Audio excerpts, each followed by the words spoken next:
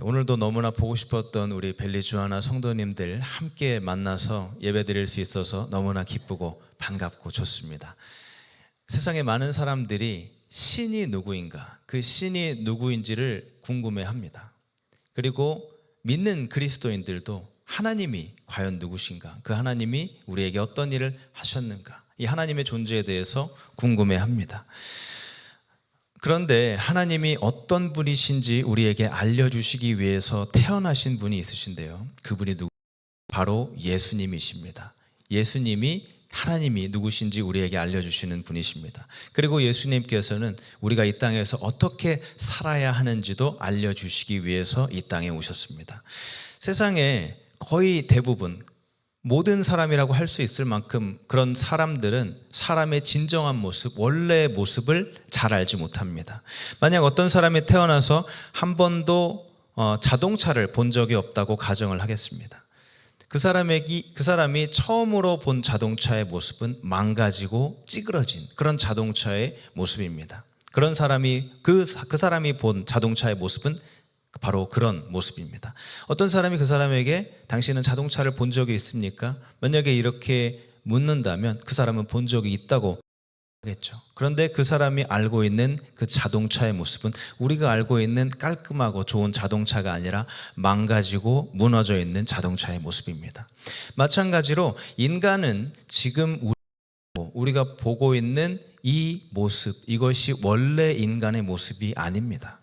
우리 인간은 지금 원래 하나님께서 의도하신 인간의 모습으로 살아가고 있는 것이 아닙니다.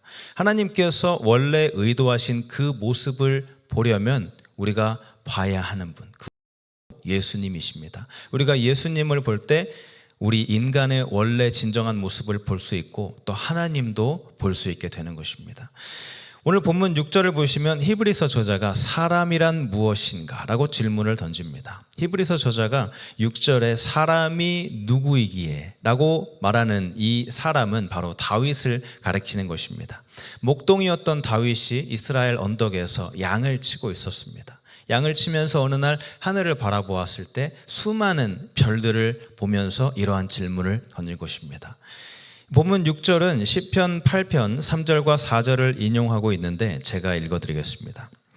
주의 손가락으로 만드신 주의 하늘과 주께서 베풀어 두신 달과 별들을 내가 보오니 사람이 무엇이기에 주께서 그를 보시며 인자가 무엇이기에 주께서 그를 돌보시나이까. 여러분도 이런 생각을 해보신 적 있으십니까? 하늘의 별들을 보면서 우주에 있는 그 수많은 별들을 보면서 사람은 과연 무엇인가?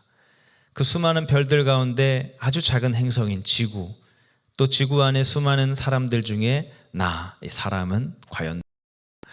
예전에 한 과학자가 하는 이야기를 들어본 적이 있는데요, 이 지구가 아니라 우주에 있는 모든 별들의 숫자, 그 숫자가 지구에 있는 모든 해변의 별들의 숫자보다 훨씬 더 많다고 합니다. 그만큼 우주에는 많은 숫자의 별들이 있습니다. 하는 찬양 중에 내 이름이죠라는 그런 찬양이 있죠. 내 이름 아시죠? 그래서 과연 내 이름, 나를 알고 계실까?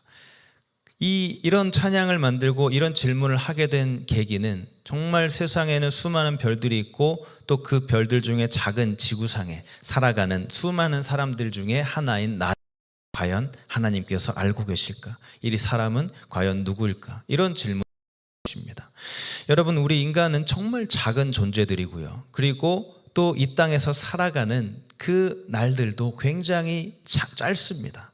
우주에 있는 그 수많은 별들, 이것은 굉장히 오랫동안 존재해 왔고 또 앞으로도 그보다 더 오래 존재할 것이고 또 영원히 존재할 별들도 분명히 있습니다. 그런 별들에 비해서 우리는 너무나 그런 시간을 이 땅에 살아가게 되죠. 성경은 우리의 짧은 그런 삶을 표현해주는 문구들이 있는데 우리의 인생을 시드는 꽃, 시드는 그 풀, 또 사라져가는 그림자라고 표현을 합니다. 우리는 이렇게 있다가 사라져가는 그런 짧은 인생을 사는 존재들입니다. 이 땅에서 80년, 90년, 100년, 120년 이렇게 살다가 사라져가는 인간의 수명은 태어날 때부터 정해져 있는 것입니다. 우리는 어린 시절부터 시작해서 많은 가르침이 필요한 10대, 그리고 또 이 격동의 20대, 또 지칠 줄 모르는 30대, 불같은 40대, 힘이 넘치는 50대, 그리고 성숙해지는 60대, 또 거룩한 70대, 그리고 여전히 10대, 90대, 100대 이렇게 살다가 결국에 천국에 하나님을 만나러 가게 됩니다. 우리는 이 세상에 잠시 동안 머물러 있게 되는 것입니다. 이런 인간이란 과연 무엇일까요? 이 세상에서 우리에게 알려주는 인간에 대한 세 가지 관점이 있는데요. 첫 번째 인간에 대한 관점은 인간을 굉장히 낮고라하게 보는 것입니다. 인간을 과소평가하는 것이죠. 공부를 많이 한 사람들 중에 사람을 굉장히 복잡하고 동물로 만들려고 하는 그런 사람들이 있습니다. 그 사람들은 바로 진화론자입니다. 사람을 유인원의 자손으로 만들려고 합니다. 이런 진화론자들은 자신들이 인본주의자, 즉 휴머니스트라고 이야기를 하는데요. 이 사람들은 휴머니스트가 아니라 동물주의자와 같은 그런 사람입니다. 사람을 동물로 만들고 인간을 굉장히 과소평가하는 것이죠. 비록 인간이 살아가는 그 지구는 너무나 작고 그 안에서도 인간은 연약하고 약한 그런 존재이지만 인간을 이렇게 과소평가하면서 동물로 만들어버리고 있는 그런 관점이 있습니다. 그리고 두 번째 관점은 이와 반대로 사람을 너무 신성시하는 것입니다. 사람을 신으로 만들어버리는 것이죠. 지금은 많이 없지만 과거에 한때 유행했던 뉴에이지 운동이라고 있습니다. 그 뉴에이지에서 주장하는 것은 사람은 신이 될 수 있고 유한한 존재가 아니라 무한한 존재이고 또 자기 스스로 구원을 할 수 있다고 이야기를 합니다. 이 사람들이 이야기하는 것은 자신들이 종교적이 아니라 영적인 존재라고 이야기를 합니다. 스스로 구원하면서 영원히 살 수 있다고 보는 그런 인간적인 관점이 있습니다. 그리고 마지막으로 우리가 함께 나눌 말씀, 가장 중요한 인간에 대한 성경적인 관점이 있습니다. 인간이 진정으로 누구인지 알려면 이런 성경에서 말하는 사람에 대한 그런 관점을 우리가 보고 깨달아야 합니다. 그리고 다시 한번 말씀드리지만 하나님을 알고 사람을 알기 위해서는 반드시 먼저 예수님을 보아야 합니다. 오늘은 이 세 가지 주제로 함께 말씀을 나누려고 하는데, 이 세 가지 주제로 함께 말씀을 나눌 때에 예수님을 진정으로 만나고 하나님을 깨닫고 또 사람을 깨달아 하나님이 원하시는 그런 모습으로 살아갈 수 있는 여러분들이 되시기를 바랍니다.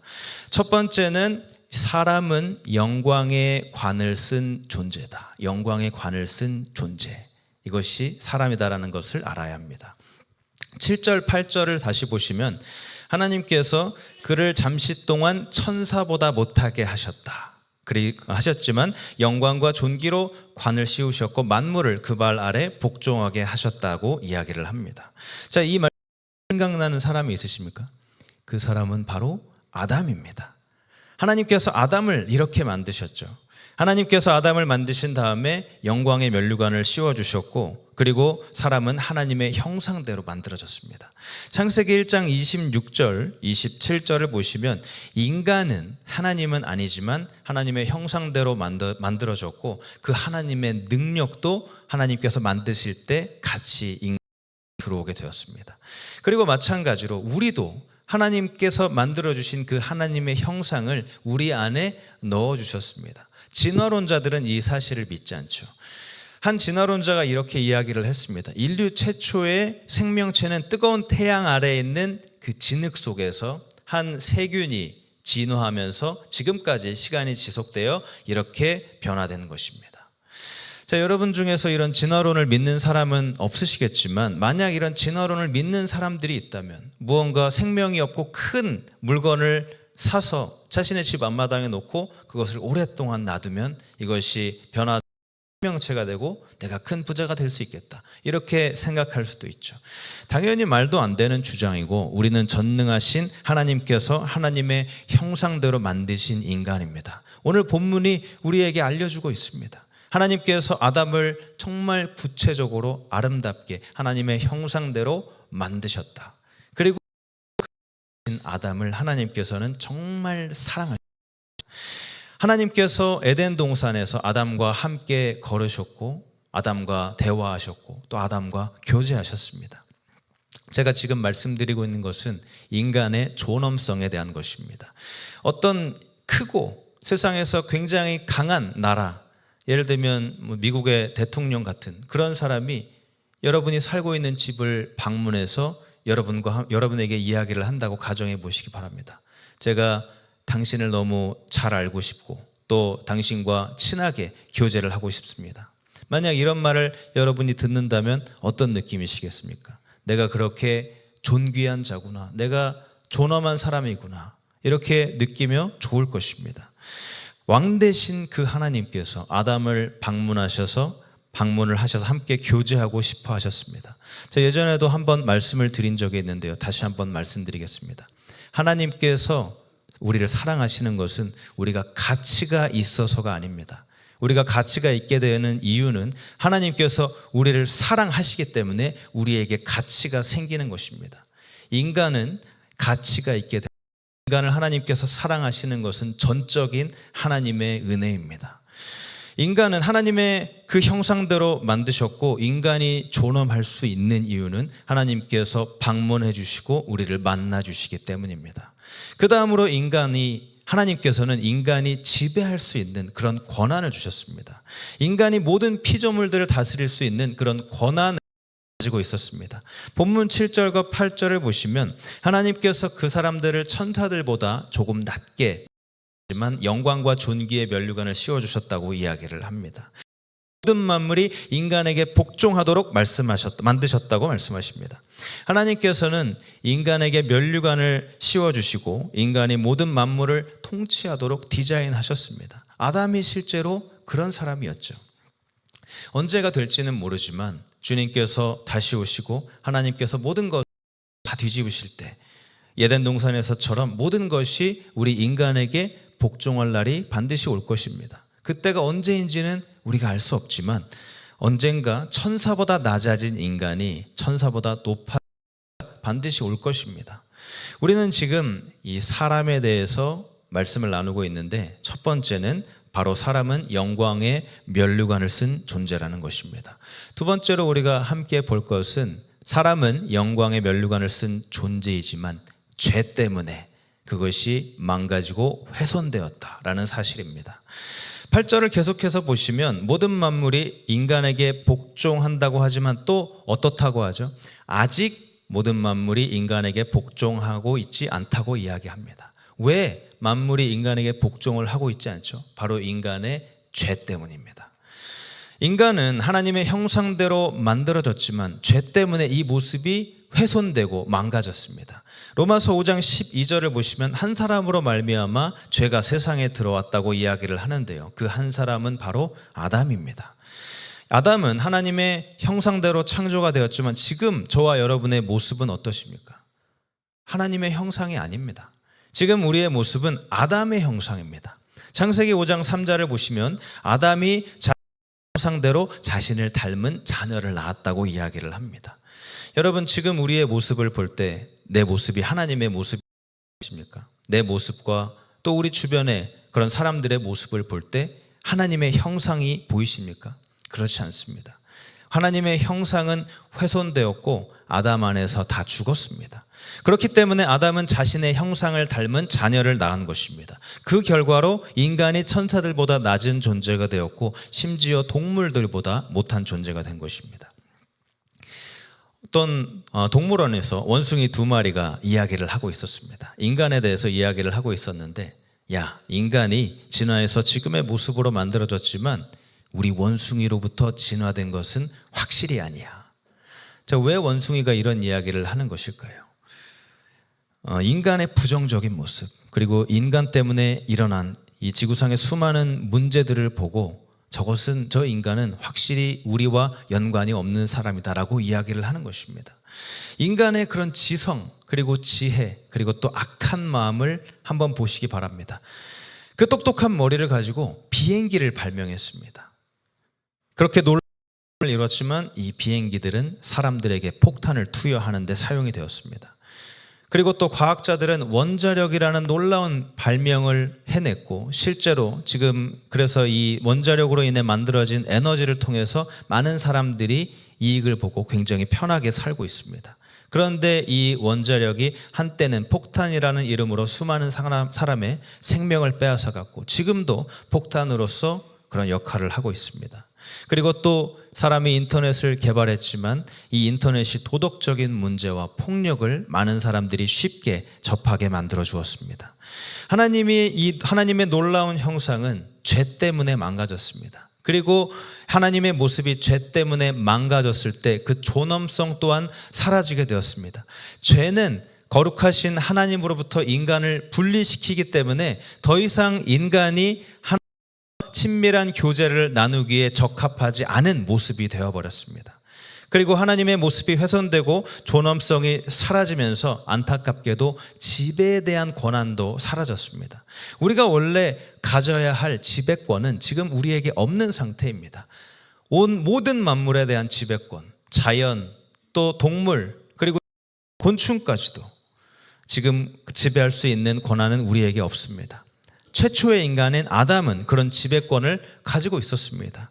그리고 또 지배권을 가진 한 분이 계신데요.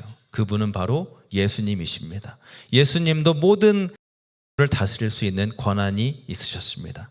지난번에 말씀드렸듯이 시편 8편 7절과 8절을 보시면 예수님에 대해서 이렇게 이야기하고 있습니다. 주께서 그의 발 아래 두시고 주의 손으로 지으신 것을 다스리게 하셨으니 이제 이것을 보라. 모든 양과 소, 즉 동물의 세계와 들짐승과 공중의 새와 바다의 고기와 바다의 길에 다니는 모든 것을 다스리게 하셨도다. 하나님께서는 예수님이 모든 만물, 모든 동물, 즉 물고기, 새 이런 것들을 다 다스리게 하셨습니다.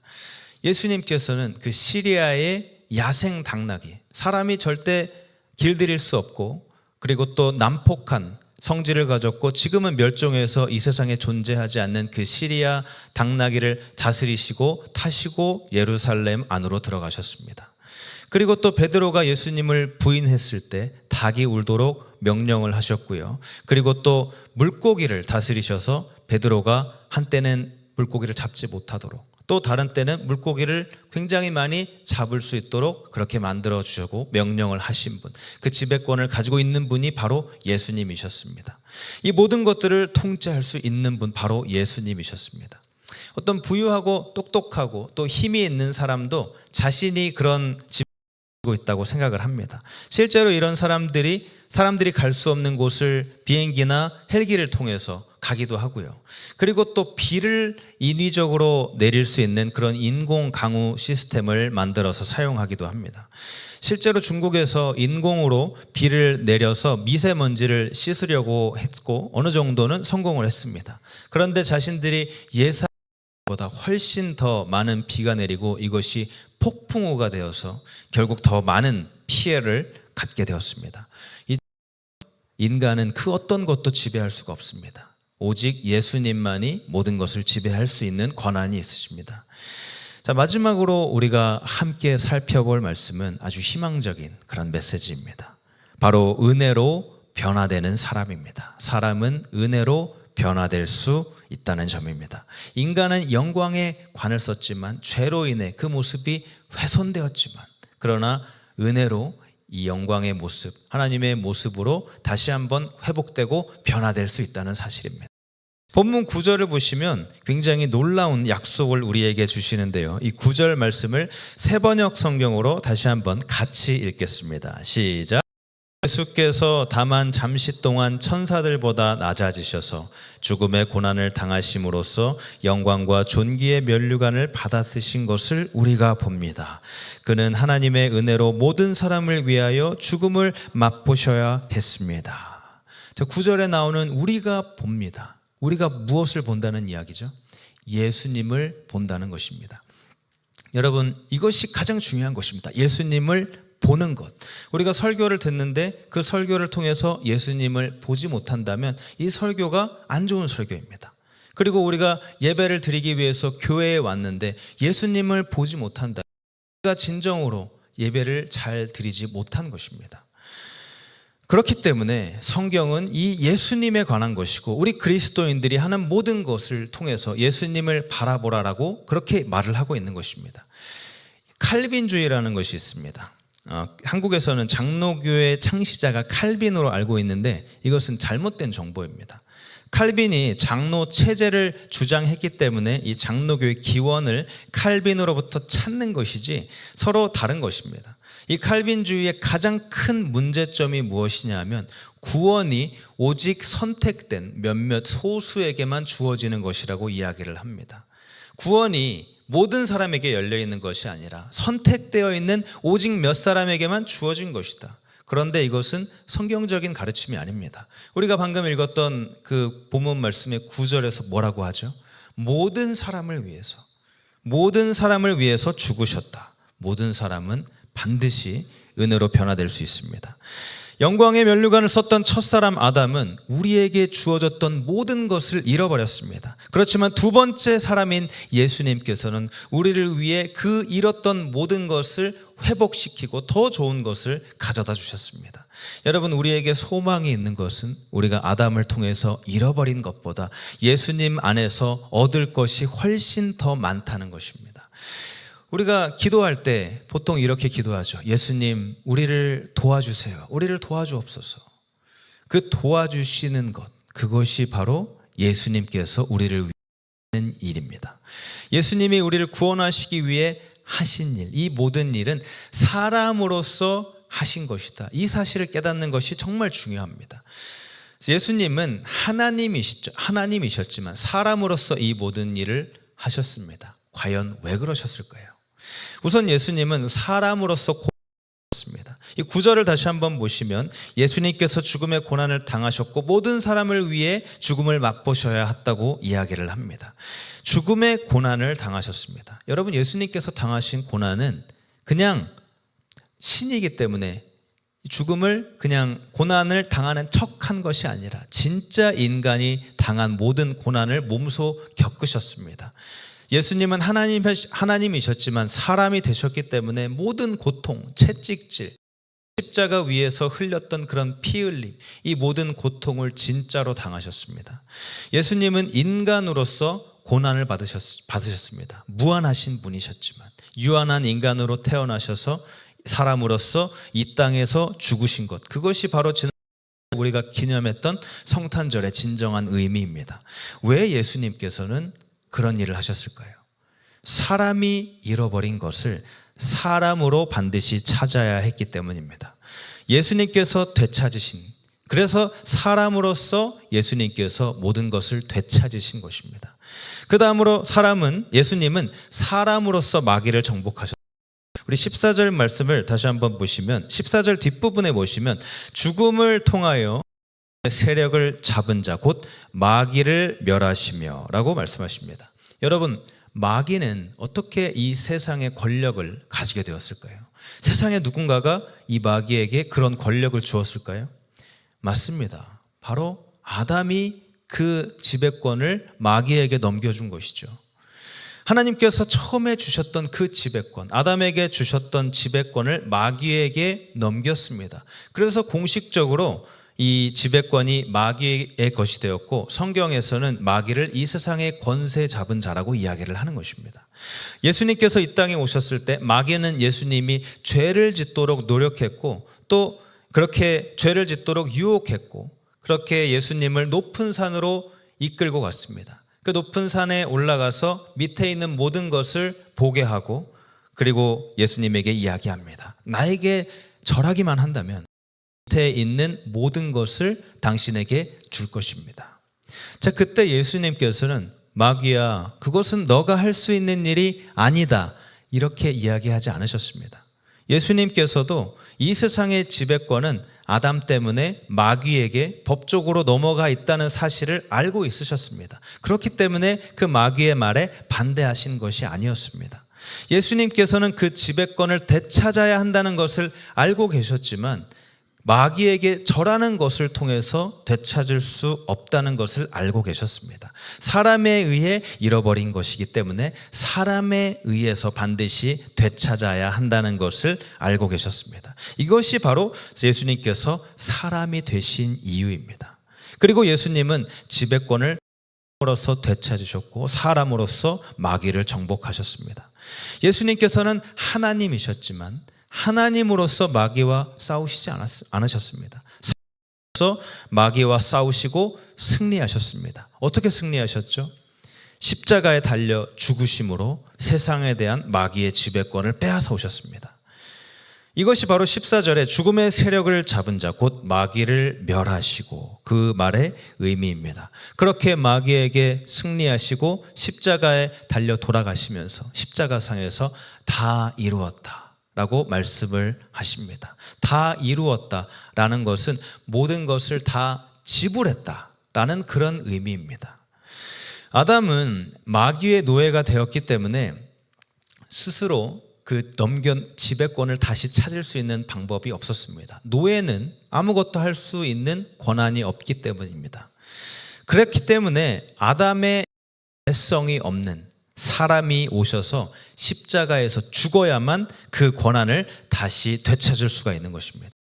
사랑하는 여러분, 예수님이 사람으로서 고난을 받으셨지만 예수님이 사람으로서 마귀를 정복하셨다는 그 사실을 깨달으시는 여러분들이 되시기를 바랍니다. 그리고 예수님은 사람으로서 성도들을 공감하시고 우리를 위로해 주십니다. 17절 18절에 이 말씀을 잘 나타나고 있는데요. 우리 인간과 같은 모습이 되셔서 죄를 대신 갚아주시고 고난을 당하셨기 때문에 우리를 도와주실 수 있다고 말씀을 합니다.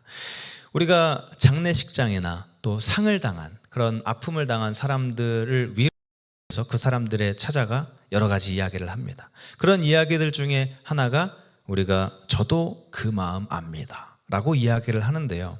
이 당사자 외에는 사실 그 마음을 아는 사람은 아무도 없습니다. 어떤 사람도 그 어려운 일을 당한 사람의 마음을 100% 이해할 수 있는 사람은 없습니다.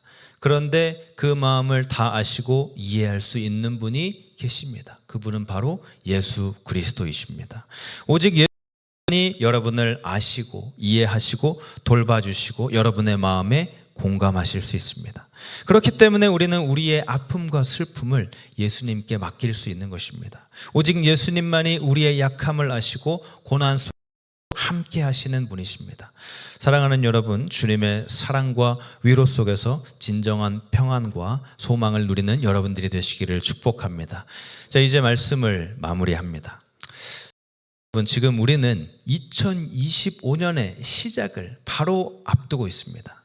이 다가올 2025년에 무슨 일이 일어날지, 우리에게 일어날 어떤 일이 우리를 기다리고 있는지 그것을 우리는 아무것도 알지 못합니다. 그러나 우리가 알 수 있는 단 한 가지 확실한 것은 예수님께서 우리 앞에 걸어가시고 그 길을 인도해 주신다는 것입니다. 예수님께서 여러분 걸어가셔서 그 길을 반드시 인도해 주십니다. 여러분, 예수님을 친정으로 여러분 마음속에 모셔드릴 때에 하나님께서 여러분에게 태초부터 준비해 놓으신 그 하나님의 영광, 그 영광을 알게 될 것입니다. 원래 영광의 면류관을 쓴 인간은 죄를 갖고 있지만 반드시 은혜로 변화되어서 그 영광을 다시 되찾을 수 있습니다. 여러분, 그리고 아직 최고는 오지 않았습니다. 본문 8절을 다시 한번 보시면 마지막 부분에 아직이라는 말이 있습니다. 아직 만물이 복종하지 않았다. 이 말이 무엇일까요? 언젠가 그 만물이 우리에게 복종한다는 것입니다. 사랑하는 여러분, 모든 것이 여러분 발 아래 놓이게 될 날이 반드시 올 것입니다. 여러분의 슬픔, 아픔, 그 육체의 모든 질병, 여러분을 괴롭히는 모든 것이 반드시 여러분 앞에 놓이게 될 날이 올 것입니다. 그 날이 언제가 될지는 우리가 알지 못하지만, 그러나 그것을 언젠가 이루실 하나님을 소망하고 기다리면서 그 우리의 앞에서 모든 것을 정복하신 예수님의 도우심을 바라보며 승리로 나아가는 2025년을 살아가는 여러분들이 되시기를 주님의 이름으로 축복합니다. 우리 함께 찬양합니다. 인간이 되셔서 모든 것을 다 우리가 잃어버린 그것을 찾아주시는 고난당하신 예수님, 그 예수님의 고난을 함께 묵상하면서 그 은혜를 기억하면서 예수님께서 걸어가신 그 길 따라 걸어가는 제자의 삶을 살겠습니다. 우리 한번 찬양하면서 그런 믿음의 고백을 할 수 있도록 우리 함께 찬양합니다. 이 세상 가장 아름다운 이 세상 가장 아름다운 순종의 눈물, 순종의 눈물. 온 세상 다시 온 세상 다시 빛나게 한 생명의 눈물, 생명의 눈물. 그가 이 땅에 오신 이유, 그가 이 땅에 오신 이유, 죽어야 살게 되고 져야만 승리하는, 져야만 승리하는 놀랍고 영원한 신비, 놀랍고 영원한 신비. 지으신 그대로, 그대로 다시 한번 우리를 회복시키는 우리의 창조주 그리스도, 그리스도 십자가의 길로, 십자가의 길로 아버지 뜻 이루셨네. 그가 이 땅에 오신 이유, 이제 우리에게, 이제 우리에게 맡겨진 그 소망, 그 사랑, 그 생명, 아름답고 눈부신 십자가의 길, 우리가 이 땅에 살아가 지으신 그대로 회복시킨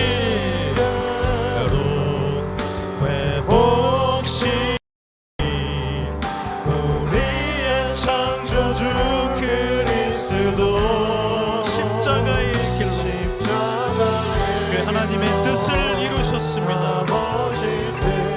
그것이 바로 주님께서 우리를 위해서 이 땅에 오신 이유입니다.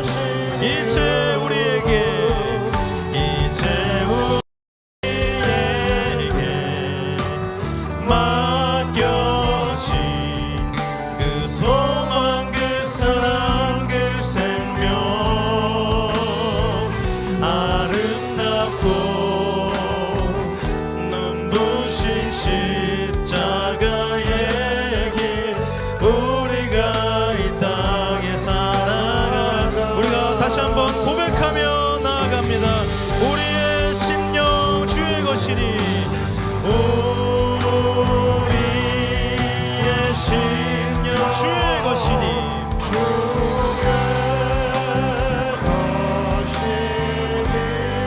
당신의 형상 만드소서.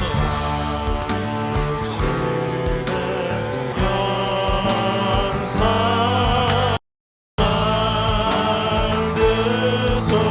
만드소서. 주 인도 따라 살아갈 동안, 인도 따라 살아갈 동안 사랑과 충성,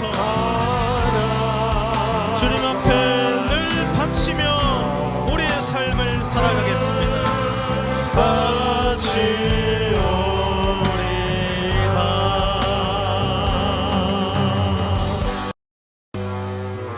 시간 함께 기도합니다. 언젠가 모든 것이 우리 발 앞에 놓일 때가 반드시 올 것입니다. 그 전에 우리가 그러나 예수님을 먼저 만나고, 진정으로 만나고, 그 예수님의 은혜를 더욱 묵상하고 예수님을 따르는 삶을 살기 원합니다. 그럴 필요 없으셨지만 우리를 위해서 하나님의 자리를 버리시고 인간이 되셔서 우리의 잃어버린 모든 것을 회복시키는 주님, 우리의 2025년이 회복되는, 모든 것이 다시 한번 회복되는 그런 해가 되기를 원합니다. 지금까지 인도하신 하나님께서 앞으로도 인도하실 것을 우리가 믿으며 나아갑니다. 우리 이러한 기도 제목을 가지고 함께 동성으로 기도하며 나아갑니다.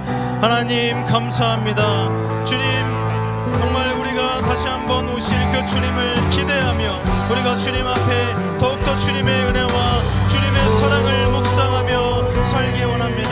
하나님, 우리가 주님께서 우리를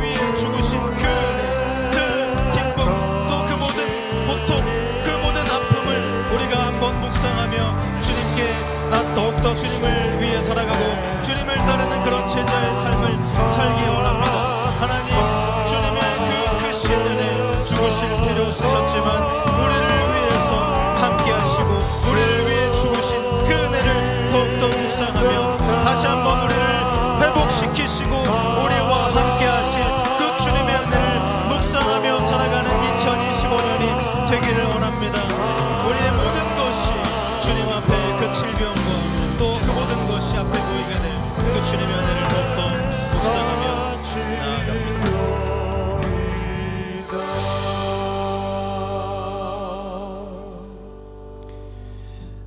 하나님, 인간이 되셔서 인간으로서 잃어버린 모든 지위, 모든 영광, 권세를 찾기 위해서 죽으신 주님, 그 주님의 사랑을 우리가 함께 찬양하며 감사를 드립니다.